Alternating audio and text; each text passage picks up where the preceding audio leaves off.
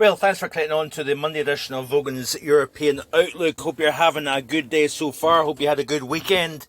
It looks as if we are going to maintain this mild theme through really pretty much the majority of the rest of the month, I'm afraid. The Arctic Oscillation and the North Atlantic Oscillation couldn't be much stronger in a positive state. So the common denominator will be low pressure over the northern portions of the hemisphere, and we've got higher pressure that's maintaining itself further south. At the moment, we've got a blowtorch, a really warm air mass for the time of the year over the eastern half of North America, with all sorts of records being broken with this air mass.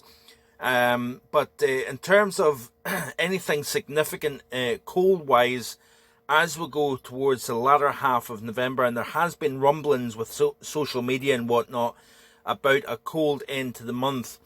At this very moment in time, folks, I'm struggling to buy that idea, and the reason I'll show you in just a second here, because the general consensus is that we're more likely to get the jet stream strengthening, areas of low pressure becoming more of a driving mechanism over the North Atlantic and into the British Isles and into Europe overall. So I think we're going to maintain a kind of southwesterly airflow in the means, keeping temperatures above normal compared to normal across a good chunk of Western Europe at least. We could see some fairly cold air coming into the eastern half of Europe, but generally speaking, I don't see anything significant in terms of cold. Anything we do get, I think it'll be short-lived based on the overall picture.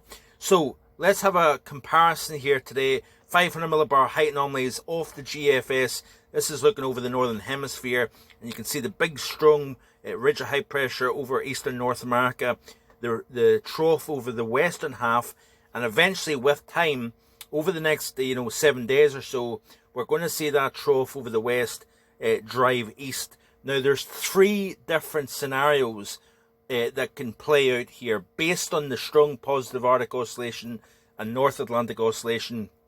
I believe there's three things to look at for the latter half of the month. Number one, that trough, let's have a play through. That trough pushes eastwards, forces that area of high pressure up in the Greenland, and then starts to shut down the Atlantic, turns the winds over Europe easterly, and we have a cold pattern. Second of all, I think that ridge of high pressure could get essentially squashed and flattened by the dominance of low pressure that's over Greenland here. So that ridge of high pressure pushes off the eastern half of North America, but low pressure over Greenland, low pressure also to the west of Iberia, all merges to essentially suppress and shut down that area of high pressure.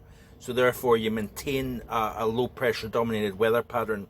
The third option, and I believe this is the one that you hold on to if you want cold weather, would be to have a stronger jet stream over the North Atlantic, low pressure coming through. But if you can get enough cold air coming out of the Arctic, dropping south into these areas of low pressure and crossing the Atlantic, these areas of low pressure themselves could be colder and cold enough to try and deliver something a little bit more wintry. But in terms of high latitude blocking, in terms of a sustained period of cold weather, I just simply don't see it in the near term, folks. I'm really sorry to say that, really.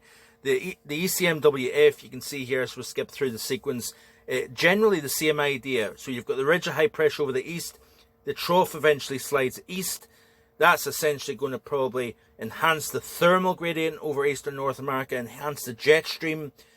Why is it not going to develop into a big area of high pressure? Is because the Arctic Oscillation is positive. So therefore that gets swallowed up, if you will, by the trough over the North Atlantic and Greenland.